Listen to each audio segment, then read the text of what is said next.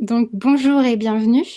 Je suis Fanny et aujourd'hui, j'aurais dû être là en présentiel avec vous. Ça aurait dû en plus être, mon dernier déplacement de l'année donc j'y attachais une importance toute, particulière donc ça sera pour une autre fois. Je devais aussi vous, faire jouer avec, des Lego donc je suis désolée à distance, ça va être un petit peu compliqué. Donc aujourd'hui, j'ai sorti de mon chapeau, une de mes dernières conférences que j'ai créée qui s'appelle Mister Whip in Factory Town et on l'a un petit peu adapté, aujourd'hui pour parler non seulement de work in progress, mais aussi de value stream mapping. Donc un grand, grand merci à toute l'équipe, de m'avoir permise de présenter, cette petite conférence et de s'être adaptée au pied levé à tout ce qui a tout ce qui s'est passé d'impromptu, depuis 2 jours. Donc pour commencer déjà un très grand merci, à tous les sponsors. On prend toujours un petit peu de temps pour les remercier parce qu'en fait sans eux, on ne pourrait pas organiser ce genre d'événement. Donc vraiment un grand merci, à tous et puis au plaisir de vous retrouver du coup en vrai l'année prochaine. Je croise les doigts. Donc Mister Whip in Factory Town, qu'est-ce que c'est? C'est une histoire, c'est un conte qui se base sur quelque chose que j'ai observé dans mes missions et qui n'est pas très facile à expliquer, qui est le work in progress dans les équipes.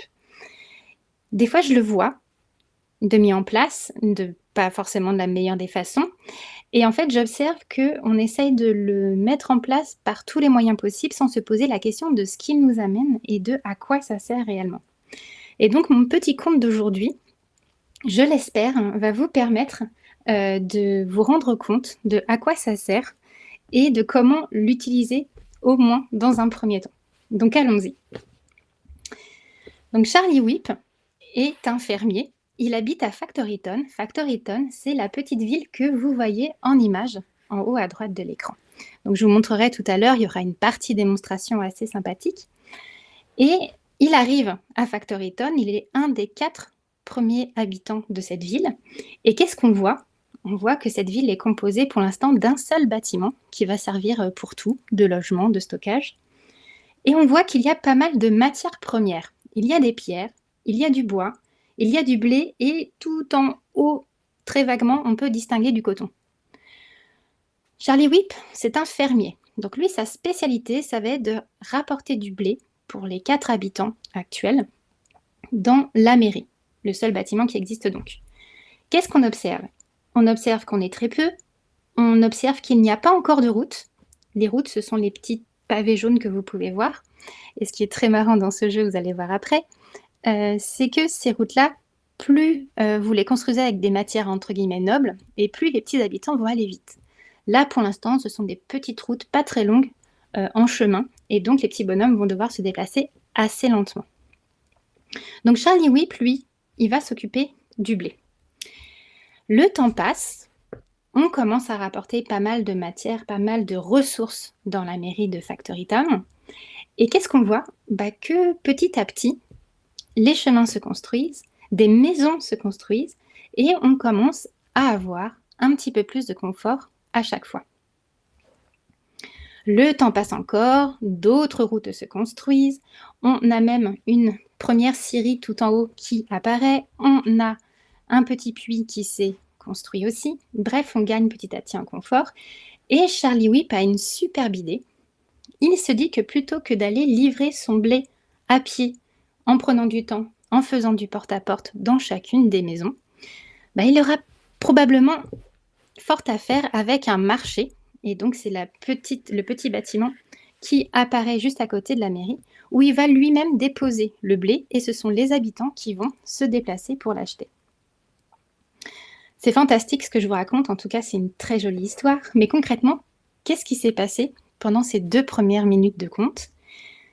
En fait, Charlie Whip, en aménageant son territoire, en construisant le marché, il s'est adapté naturellement à la demande en blé de Factoryton.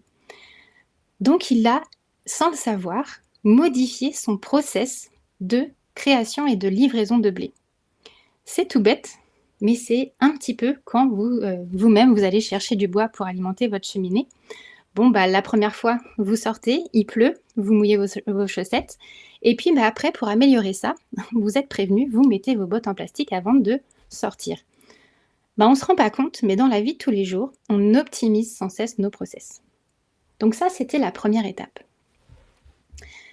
Quand tout à coup, parce qu'il y a toujours un tout à coup dans un compte, il y a une explosion de la demande. Pourquoi? Bah, parce que Factoriton gagne en confort. Du coup, il y a de plus en plus de personnes qui veulent venir y habiter. On construit des écoles, on construit plein d'autres bâtiments, de nombreuses routes sont construites aussi. Et Charlie Whip, c'est ce que vous voyez à côté du blé à droite de l'image, a même construit une ferme. Une ferme qu'il va lui-même alimenter en eau pour produire du blé de meilleure qualité et qui pousse un peu plus vite que quand il gérait lui-même son blé tout seul. Et qu'est-ce qu'on observe? On observe au-dessus de la petite tête de Charlie Whip un petit icône qui signifie dans le jeu qu'il est en attente. Et il est en attente de quoi? Bah, il est en attente de place pour l'eau. Parce que lui, il va très vite à livrer de l'eau depuis le puits vers la ferme. Mais sa collègue qui s'occupe de créer le blé dans la ferme, elle est toute seule et donc du coup a du mal à produire aussi vite que Charlie Whip l'alimente en eau. Donc Charlie tire des premières conclusions. Il y a de l'explosion de la demande, du coup les demandes sont plus nombreuses, mais comme il y a de l'attente, elles deviennent plus urgentes, et lui, bah, il s'ennuie un petit peu. C'est-à-dire que lui qui était expert fermier, maintenant se retrouve à attendre avec des seaux à la main, ce qui n'est pas forcément le truc le plus tripant pour un fermier. Et enfin, beaucoup de choses sont encore faites manuellement, ou en tout cas à pied. Donc Charlie propose de faire une pause. Qu'est-ce que lui répondent tous les autres habitants et tous les autres travailleurs? Mais non, on ne peut pas faire de pause, il faut produire. On a déjà du mal à subvenir aux besoins de tout le monde, si en plus on fait une pause, on est perdu. Toute ressemblance avec un projet quelconque en entreprise est purement fortuite. Mais Charlie, il insiste, il dit si, on va faire une pause et vous allez voir pourquoi ça va nous servir. Il voudrait zoomer sur son process à lui, son process de « je fournis du blé à Factoriton ». Il voudrait comprendre qu'est-ce qui ne va pas, qu'est-ce qui peut être fluidifié et qu'est-ce qui pourrait être amélioré. Pour cela, il va faire appel à une de ses voisines qui s'appelle Bridget VSM. D'ailleurs non, elle a changé de nom entre-temps, elle s'appelle Lynn VSM, qui n'est pas un nom très facile à porter, je vous l'avoue, et qui est la seule photographe de Factoriton à cette époque-là. Petite pause dans le compte, ce ne sont pas des faits historiques, veuillez vérifier à chaque fois l'origine de ce que je vous dis. Mais donc, Lynn, elle prend en photo le process et elle va être à l'origine de la première value stream mapping de l'histoire. C'est quoi la value stream mapping? Je vais vous le montrer. C'est effectivement une photographie de l'existant, d'un process existant.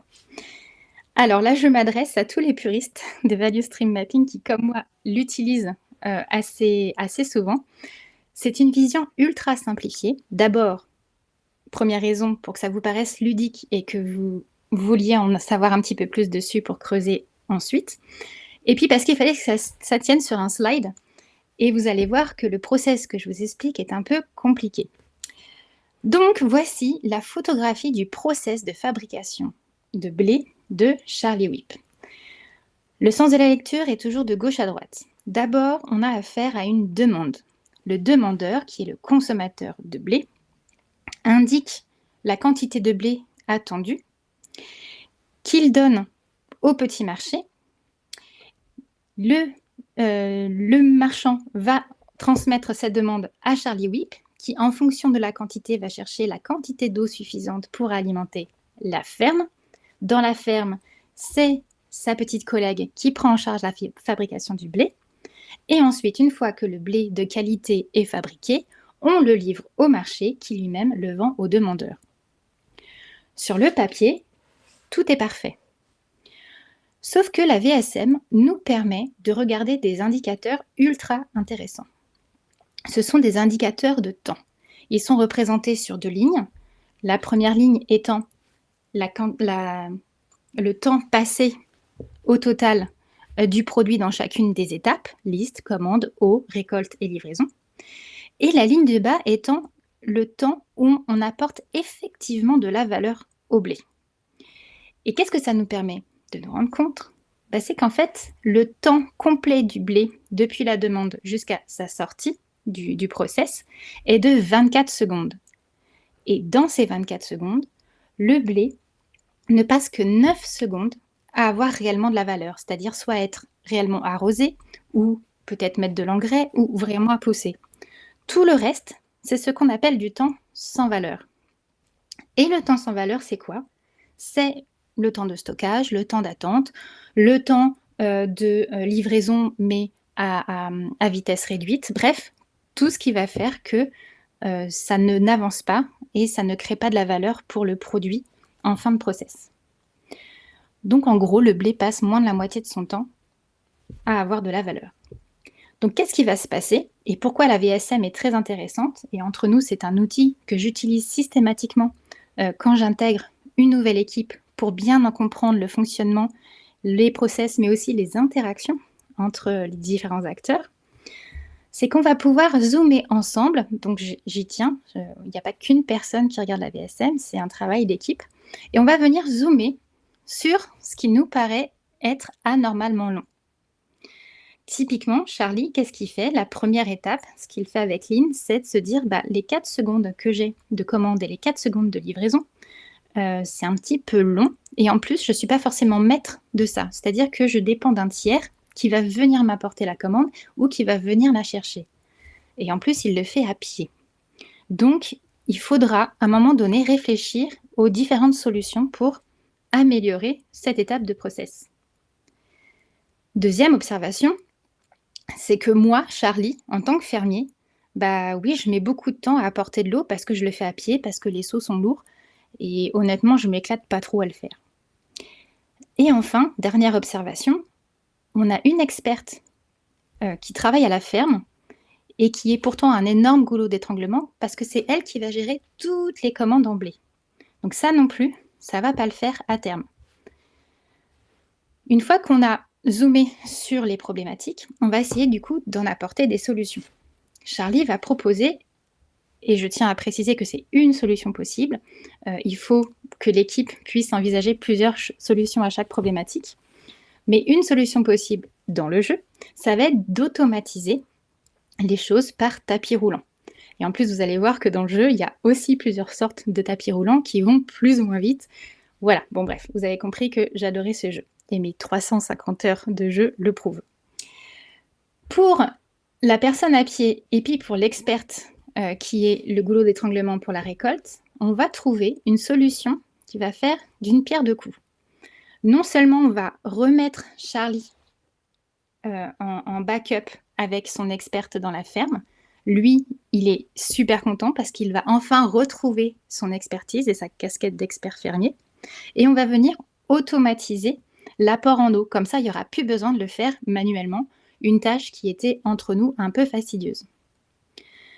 Et en faisant ça, il va se rendre compte qu'il va gagner beaucoup de temps sur son process total.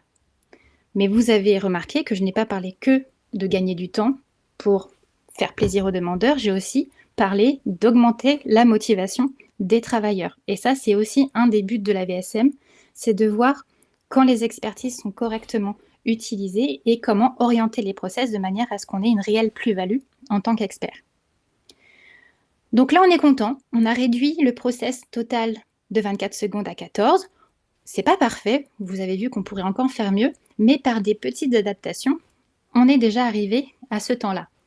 Et on est encore plus content parce que du coup, ça nous permet de satisfaire un autre type de demande qu'on ne pouvait pas satisfaire jusque-là, qui est un nouveau client, le moulin à nourriture, qui va transformer notre blé en farine et qui va pouvoir le vendre aux demandeurs qui étaient très intéressés aussi par ce type de nourriture. Donc bravo, Charlie Whip est super content. Et en plus, il remarque quelque chose.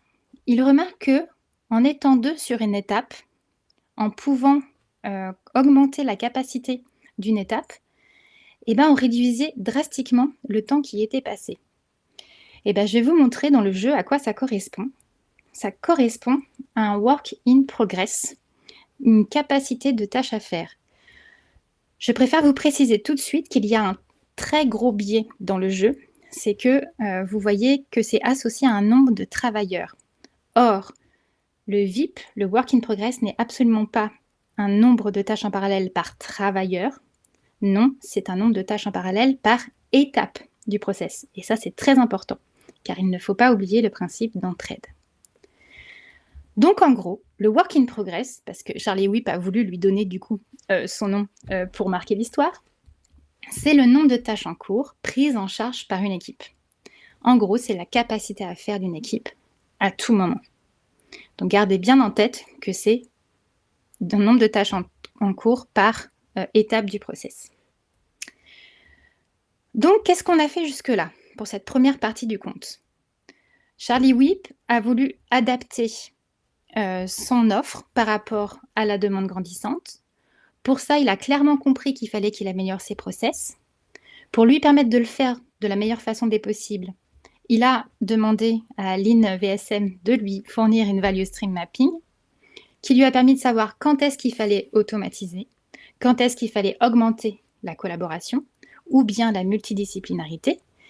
Et il a évoqué très vaguement pour le moment le principe de work in progress. Donc tout va bien dans le meilleur des mondes. Charlie Whip a compris que fluidifier ses process, c'était à la fois de satisfaire ses consommateurs, mais aussi satisfaire ses travailleurs. Et en plus, il fait partie de ceux qui ont compris que faire fonctionner une entreprise, c'était pas forcément de voir toujours plus grand, qu'il fallait surtout voir toujours plus qualitatif et fidéliser ses clients. Donc voilà, il vit sa petite vie dans le meilleur des mondes. Mais c'était sans compter sur son cousin par alliance, le très célèbre Bobby Scale, qui lui était au départ fournisseur de fer. Alors le fer, c'est la petite mine avec plein de points noirs que vous voyez là tout en haut de la map. Lui, au départ, il ne fournissait que les matières premières, mais il a vu dans l'essor de Factoryton un moyen de faire toujours plus d'argent et de vendre toujours plus à toujours plus de personnes. Donc il s'est dit, il y a un intérêt, comme on est en train d'automatiser plein de choses, de construire des rails, de construire des chemins de fer. Et donc, c'est lui qui va fournir, à partir de sa matière première, le fer, des rails et des pioches. Donc, je vous ai mis sur la partie gauche de l'écran un petit peu l'intelligence qu'il fallait faire pour pouvoir produire pioches et rails. Donc, il faut du fer et du bois pour pouvoir créer des clous et des barres de fer. Il faut rajouter des planches qui sont elles-mêmes issues du bois pour pouvoir créer des rails. Et pour pouvoir créer des pioches, il faut rajouter encore du fer. Donc, c'est plein de petites étapes successives qui demandent de bien spécialiser les étapes du process. Et vous allez voir que ce n'est pas si facile. La preuve, c'est que sur l'image que je vous montre, l'usine de Bobby Scale est à l'arrêt depuis 3 semaines. Et il ne comprend pas pourquoi c'est à l'arrêt depuis 3 semaines. Il a mis toujours plus de machines, il a mis toujours plus de bâtiments, et puis il a beaucoup recruté ces derniers temps. Et malgré tout, tout est à l'arrêt. Donc, il va demander à Charlie Whip, son beau-frère, un dimanche midi, tiens, toi qui as réussi à rendre ton entreprise prospère, est-ce que tu pourrais pas venir me donner un coup de main dans mon entreprise à moi? Eh bien, devinez ce que fait Charlie dans un premier temps. Il va demander à Lean VSM de lui donner un coup de main et de faire la value stream mapping de ce process-là. Et là, là, c'est très confus. Ça a été un peu compliqué de tout faire tenir dans une slide. Jusque-là, qu'est-ce qu'on peut voir? C'est que c'est plutôt fluide. Quoique, il y a des retours en arrière. Et puis, on mélange toujours plein de choses, et puis ça va gauche à droite, et puis on n'est pas maître de toutes les étapes, on a des dépendances externes, et puis on a des temps relativement longs sur chaque étape.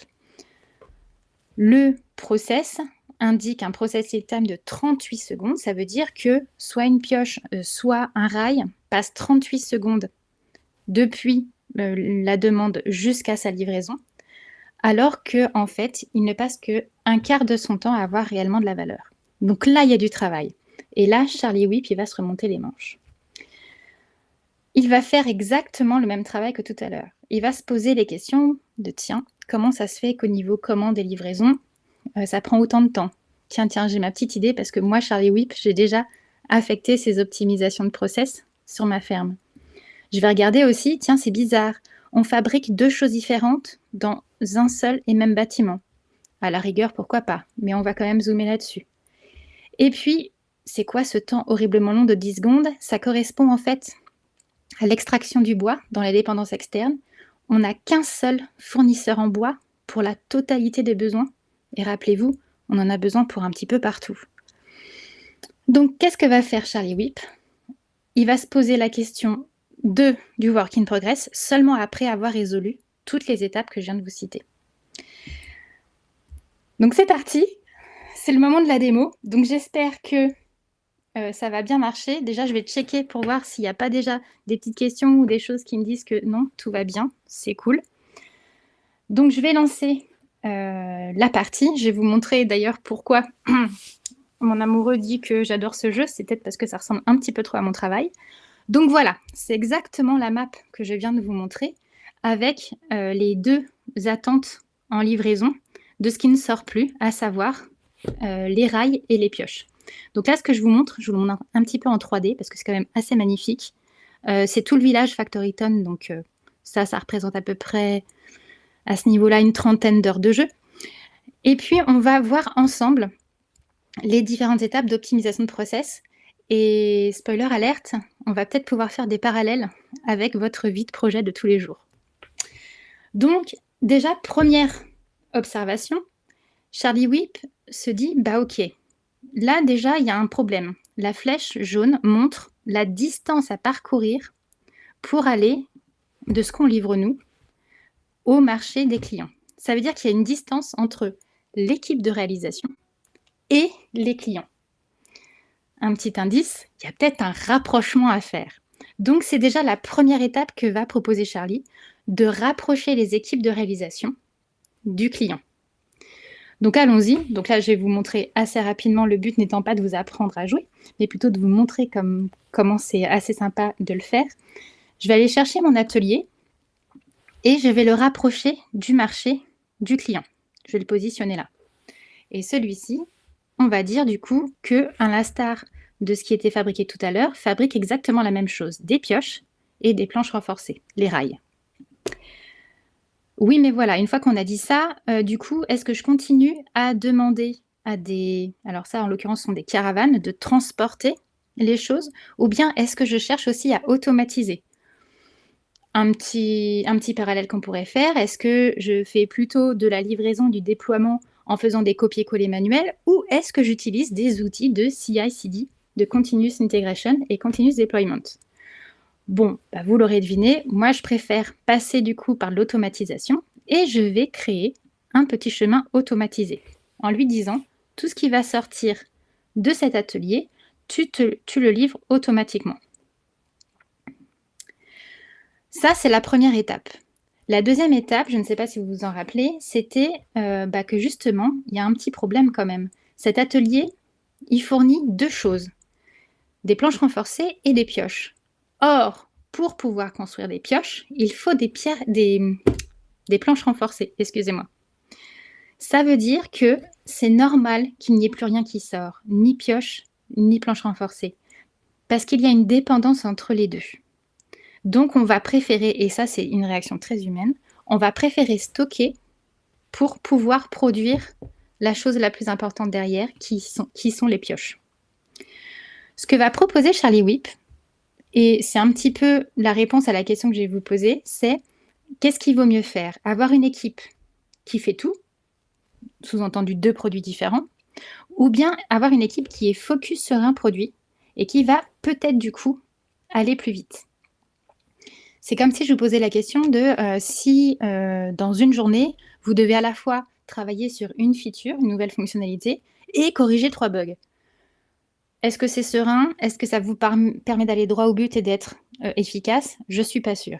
Donc Charlie va proposer de spécialiser chaque équipe, chaque bâtiment.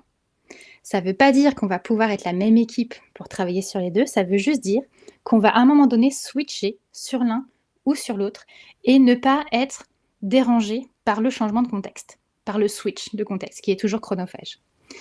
Et ben allons-y, du coup, c'est plus un seul atelier qu'on aura, c'est 2 ateliers. Donc je fais mon deuxième atelier. Pareil, je vais venir le spécialiser. Donc lui, je vais lui faire faire que des planches renforcées. Et du coup, dans l'autre, je ne vais lui faire faire que des pioches. Comme ça, on va pouvoir spécialiser chacune des équipes qui vont être focus sur ce qu'elles vont faire. Et bien entendu, encore une fois, j'automatise un maximum. J'aurais peut-être dû les séparer un peu plus, excusez-moi, pour que ce soit plus visible et pour vous, et puis que pour moi, après, je puisse plus facilement faire les changements. Donc, on a ça. Par contre, rappelez-vous, il nous faut, pour pouvoir faire des pioches, il nous faut aussi des planches renforcées. Donc ici, on va venir faire un petit, comment on appelle ça, un séparateur pour pouvoir alimenter les deux. Et le marché et l'atelier qui va fabriquer des pioches. Donc là, on a rapproché, on a spécialisé et maintenant, on va s'intéresser à tout ce qui va être partie prenante. Vous vous rappelez qu'il y avait 10 secondes qui étaient passées pour alimenter les différentes étapes de mon process. Donc, on va aller voir ce qui se passe. Et effectivement, c'est une seule maison forestière qui ne dépend pas de l'industrie de Bobyscale qui fournit toute la chaîne en bois. C'est comme si je vous demandais, dans votre équipe de dev, est-ce que vous avez un seul ou plusieurs référents, je ne sais pas moi, réseau, système ou que sais-je. Le problème, c'est que ces personnes qui sont des êtres humains ont le droit de partir en vacances, ont le droit de tomber malade et donc de ne plus pouvoir répondre à un besoin immédiat. Dans ce cas-là, on aime bien avoir d'autres interlocuteurs qui ont le même niveau de compétence, le même niveau de connaissance. Ça s'appelle dérisquer. C'est tout simplement ça. C'est avoir des réplicas, pour ceux qui font du cube par exemple, c'est avoir des réplicas de l'information et de la connaissance, de ne pas avoir des goulots d'étranglement dans les équipes qui fournissent le process. Et bien c'est exactement ce que Charlie va conseiller de faire. L'avantage en plus, c'est qu'on a du bois un petit peu partout, donc autant se faire plaisir et construire des maisons forestières un peu partout. Donc on peut en avoir là. Alors vous avez vu qu'en plus dans le jeu, il y a un système de zones. Donc il ne faut pas non plus placer les maisons forestières trop près l'une de l'autre, sinon après les zones ne sont plus respectées. Là, on dérisque totalement la fourniture en bois. Et c'est bien aussi pour ceux qui travaillent dans l'industrie de ne pas avoir un seul fournisseur au risque d'être à un moment donné pris au dépourvu quand il n'y a plus assez de matières premières chez ce fournisseur-là. On a aussi remarqué, en tout cas Charlie avait remarqué dans les étapes précédentes, que c'était aussi le cas de la forge, de créer 2 produits différents. Là encore, on va les spécialiser. Il y en a une qui va créer des lingots de fer, tandis que l'autre va créer des clous. Et petite anecdote aussi à ce sujet, dans le jeu, vous avez une indication de unité de travail ici, avec les marteaux. Pour les clous, il faut 3 coups de marteau. Donc ça veut dire que l'effort est moindre que pour les lingots de fer où il y a besoin d'avoir 6 coups de marteau. Et bien ça, c'est vrai aussi dans la vie de tous les jours. Quand vous avez 2 bugs de sévérité identique, c'est-à-dire ils sont tous les 2 critiques, autant l'un que l'autre. Il y en a un, c'est une modification d'un paramètre qui est mal nommé ou auquel il manque une lettre. Et l'autre, c'est carrément de la refactorisation d'une fonctionnalité. Naturellement, vous allez plutôt prendre ce qui est le plus rapide et le plus facile à faire avant de prendre le reste. Et donc, c'est aussi pour ça peut-être que à l'étape de forge, vous voyez qu'il n'y avait plus que des clous qui sortaient parce que c'était plus rapide à faire que des lingots de fer. Donc ça, c'est aussi un point d'attention que j'ai avec mes équipes, c'est dans la priorisation des tâches, c'est bien de fournir vite quelque chose, mais c'est bien aussi de prendre en charge des actions qui sont peut-être un peu plus conséquentes pour les passer en « OK, c'est fini ». Donc là, Charlie Vip va faire exactement la même chose. Il va créer 2 forges différentes. Alors attendez, parce que j'ai mon anti-sèche en dessous pour pas trop me tromper au niveau de la position. Et ces 2 forges vont chacune être spécialisées. Il y en a une qui va faire des lingots de fer, c'est pas celle-ci, c'est l'autre. Et il y en a une qui va faire des clous. Et on va voir comment on va pouvoir aussi les automatiser. Donc là, c'est pareil, j'invente rien, je refais les petites automatisations que j'ai déjà faites tout à l'heure pour pouvoir alimenter à chaque fois les bons ateliers. Et vous allez voir le côté magique après, hein. Pour l'instant, ça paraît un petit peu, ok, bateau. Mais vous allez voir que tout à l'heure, quand je vais ouvrir les vannes, ça va être carrément plus sympa. Et ici, j'alimente uniquement cet atelier-là. Tac. Pour créer des clous, il me faut du bois. Donc ça, c'est bon, je l'ai depuis cette maison forestière-là. Je vais même me permettre de mettre une deuxième entrée pour dérisquer. Ici, j'ai besoin de bois aussi, mais j'ai aussi besoin de fer.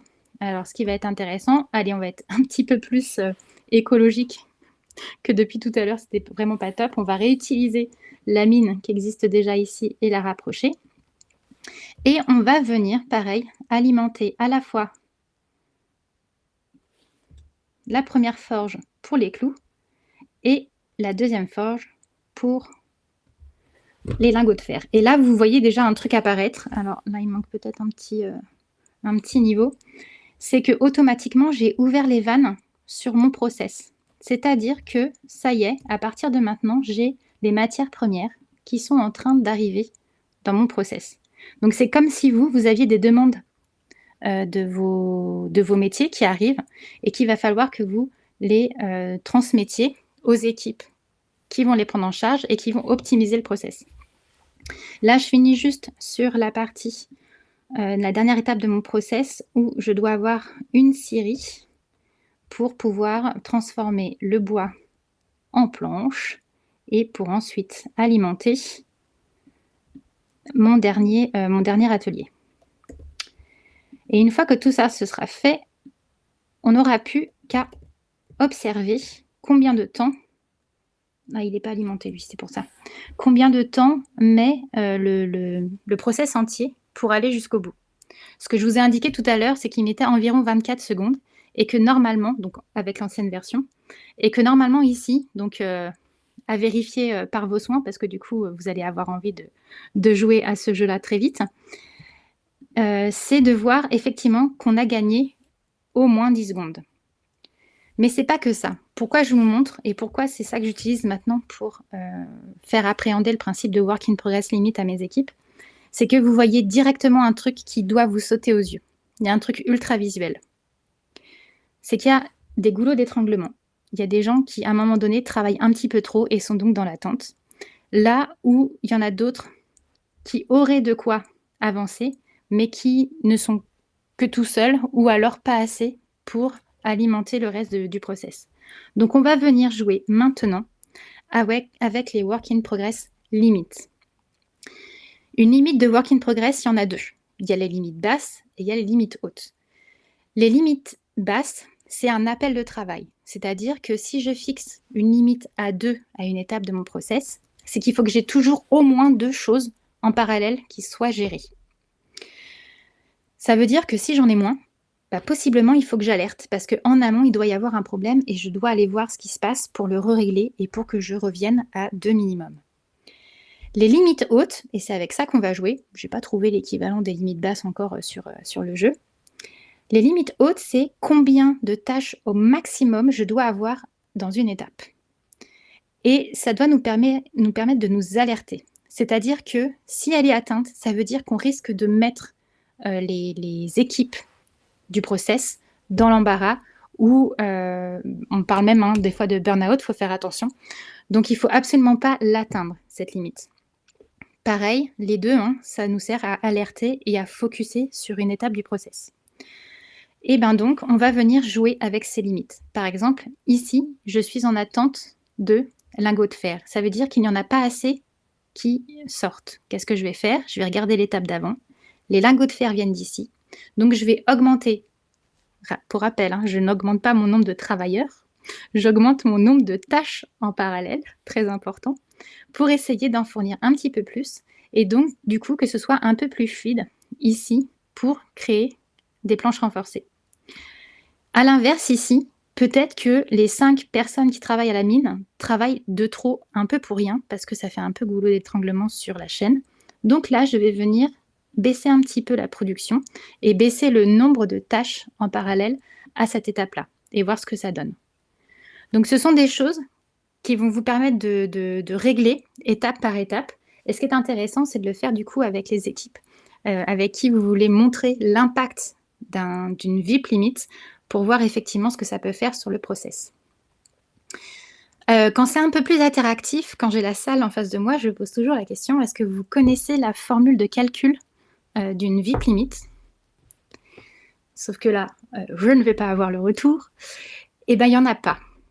C'est hélas, je vais vous casser un petit peu vos rêves, mais on ne peut pas le savoir. Ça peut être moins que le nombre d'équipiers dans une équipe, ça peut être égal au nombre d'équipiers dans une équipe, ça peut être plus grand. Le tout, c'est de le tester, c'est de l'éprouver et de voir si ça correspond ou pas à quelque chose de fluide. Typiquement, vous voyez que là, j'ai peut-être dans la mine un petit peu trop baissé à 2 tâches en parallèle. Je vais peut-être finalement réaugmenter pour que cette étape-là, la construction des lingots de fer, soit encore plus fluide. Bref, ce sont des, comment ça s'appelle, des petits coups de tournevis qu'on donne pour améliorer le process. Mais je ne vais pas m'arrêter là. Je vais vous donner d'autres clés parce que c'est bien de savoir à quoi ça sert une VIP limite et de voir concrètement comment ça peut influer le process. Il faut savoir que nous, dans la vie de dev logiciel, on a d'autres particularités à gérer. Et dans ces particularités à gérer, c'est par exemple quand on prête quelqu'un, un expert, sur plusieurs équipes. Ça arrive souvent. Bon, les VIP limites servent aussi à le formaliser. Là où vous allez avoir, par exemple, d'un côté, le process produit pioche et de l'autre côté, le process produit planche renforcée, je vais peut-être avoir quelqu'un qui va s'y connaître dans les 2 étapes de forge, et pour l'un et pour l'autre. Sauf que si j'indique exactement le même work in progress limit d'un côté ou de l'autre, possiblement je vais venir le surcharger, cette expertise-là. Donc là aussi, je vais pouvoir régler une limite qui va impacter ces 2 mêmes étapes, mais de 2 process différents. À l'inverse, et je ferai la comparaison tout à l'heure pour que ça vous parle encore plus, à l'inverse, je vais pouvoir être un expert qui intervient sur plusieurs étapes du process. Donc par exemple, je vais pouvoir être expert côté forge et côté atelier d'un même produit. C'est par exemple quand vous savez, quand vous y connaissez suffisamment, et en dev et en test unitaire d'un côté, et en recette métier de l'autre, par exemple. C'est qu'un exemple. Mais du coup, je pourrais très bien aussi formaliser ça en mettant une VIP limite sur 2 étapes différentes de mon process. Donc voilà, c'est ce que je voulais vous montrer aujourd'hui. Pour refaire un petit tour sur ce à quoi ça correspond dans notre environnement de dev, donc ça c'est toutes les étapes par lesquelles on est passé pour rapprocher les équipes de réalisation, automatiser un maximum et spécialiser les bâtiments. On a joué avec les VIP limites. En fait, ce que je viens de vous expliquer, c'est comme quand vous avez votre Kanban dans votre backlog de développement, que vous avez 2 produits sur lesquels différentes équipes travaillent, les planches renforcées en haut, les pioches en dessous, et que vous vouliez faire apparaître des limites, 2 en analyse, 3 en développement, 2 en test. Là, pour l'instant, tout est plus ou moins bon. Sur chaque produit, on n'atteint pas cette limite-là, donc on lève quand même une alerte pour si une nouvelle fonctionnalité arrive en développement, par exemple, on atteindra 4 côté planche renforcée, mais les limites par étape du flux sont plus ou moins bonnes dans ce cas-là. Je vous ai aussi parlé des limites par groupement d'étapes de flux qui sont à indiquer. Là, par exemple, on voit très bien que pour le flux pioche qui est en bas, on a atteint, même dépassé la limite qui était imposée à 2 en développement et en test. Là, clairement, il faut vraiment poser le stylo et puis zoomer sur comment améliorer cette chose-là parce qu'on risque de mettre l'équipe dans une situation d'embarras. Et pareil, on se pose la question, hein, si ça se trouve, c'est tout à fait soutenable dans ce cas-là, mais par contre, ça nous sert juste à alerter et à se dire: «Attention, il y a peut-être quelque chose à résoudre». Et enfin, les limites par groupement de la même étape du flux différente, c'est ce que je vous ai dit, c'est quand il y a un expert qui navigue d'équipe en équipe, et où il faut formaliser effectivement qu'il ne faut pas mettre plus de 6 fonctionnalités dans l'étape en développement des 2 flux. Ces petites choses-là que je vous montre, c'est des choses qui sont facilement et d'ailleurs bien gérées par les principaux outils de gestion de backlog. Alors je ne vais pas les citer, mais ils vous permettent effectivement de les positionner et de créer des alertes derrière ça. Donc c'est vraiment quelque chose sur lesquels les équipes peuvent et pour ma part doivent s'appuyer parce que ça leur enlève une charge mentale plutôt que d'aller dire d'eux-mêmes: «Attention, on est sous l'eau, on va pas y arriver», c'est: «Bah non, on s'est mis d'accord qu'il pourrait pas y avoir plus de 3 tâches en parallèle en développement et là vous nous demandez d'en mettre une 4e, ce n'est pas possible». Donc voilà, c'est vraiment quelque chose qui rend à la fois fluide le process à destination de la satisfaction des utilisateurs et à la fois l'environnement de développement des équipes confortable pour qu'on soit toujours dans un bon rythme soutenable. Une fois que j'ai dit ça, si on veut résumer, parce que c'est quand même une feuille de route que j'utilise et réutilise la plupart du temps quand j'arrive en mission. On a parlé de quoi? On a parlé de rapprochement des équipes de réalisation et des utilisateurs finaux. C'est tout bête, mais ça fluidifie toujours un maximum et dans le jeu, on a pu en plus le montrer. On a automatisé un maximum. Les choses où les actions manuelles n'ont pas de plus-value, essayez d'automatiser. C'est pas un gros mot, hein, ça nous enlève pas du boulot à nous les devs. Au contraire, ça nous permet de nous focaliser sur notre expertise et donc de se faire aider d'outils automatisés pour la suite. On a spécialisé les produits. Quand il y avait 2 produits, on a fait 2 flux différents. Ça veut pas dire, hein, mon message, c'est pas de dire il faut pas que ce soit la même équipe qui gère les bugs et les nouvelles fonctionnalités. Au contraire. Mais par contre, qu'il faut un temps de focus sur chacun pour permettre d'être optimum et d'avancer de manière le plus fluide possible. On a dérisqué les dépendances externes aussi. Ça, c'est super important. Quand je dis dépendance externe, les parties prenantes, c'est pas forcément des gens qui sont loin. C'est pas forcément ceux qui vont vous amener, par exemple, les stacks techniques, les baies. Enfin, je pense à quand vous faites du cloud, par exemple. C'est pas des gens qui sont aussi loin de l'équipe. Ça peut être des gens qui sont dans l'équipe d'à côté, mais dont vous dépendez. Et donc, c'est super important de les dérisquer et d'en prendre en compte aussi. Et enfin, et seulement après toutes ces étapes, on a joué avec les VIP limites. Alors, c'est ce que je vous ai dit. On a essentiellement joué avec les VIP limites hautes. Il faut que je joue encore une centaine d'heures, je pense, pour trouver comment gérer les limites basses. Mais on a pu formaliser ces petits points d'attention. Par contre, vous avez bien vu que c'est la dernière étape, parce que de mon point de vue, il faut bien connaître son process dans son environnement. Ça parle un petit peu de systémique hein, quand on parle de VSM et de VIP. Il faut bien connaître son process avant de jouer avec les VIP limites, parce que sinon on se casse la tête pour rien. Donc la morale de l'histoire, si je veux conclure, parce que je pense que je suis plutôt dans les temps, les VIP limites ne sont qu'un des outils d'optimisation de flux possibles. Vous avez vu qu'on est passé par plein d'autres étapes. Il y en existe encore plein d'autres, mais il fallait que ça tienne en 1 heure. Ce n'est pour moi pas la première étape de recherche d'optimisation. Si j'ai un conseil à vous donner, c'est de bien réfléchir à votre process. C'est déjà de vérifier si le process il est OK pour tout le monde. Parce que quand j'arrive dans une mission et qu'on me dit si le process il est connu, mais que c'est pas documenté et qu'en fait chacun a une version différente dans sa tête, je préfère faire ma blonde, ce que je sais très bien faire, et faire une VSM rapidement, pas forcément trop dans les détails, mais pour avoir déjà une première idée de qui fait vraiment quoi et est-ce que la qualité est là.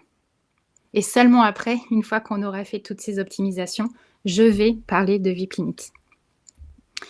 Ensuite, on a vu que c'était positionnable sur tout ou partie des étapes, sur une ou un ensemble d'étapes, et que c'était le principe de l'empirisme, vous avez bien vu. Il n'y a pas de règle magique pour élaborer une VIP limite. On la fixe, on observe, on re-règle s'il y a besoin et on réobserve.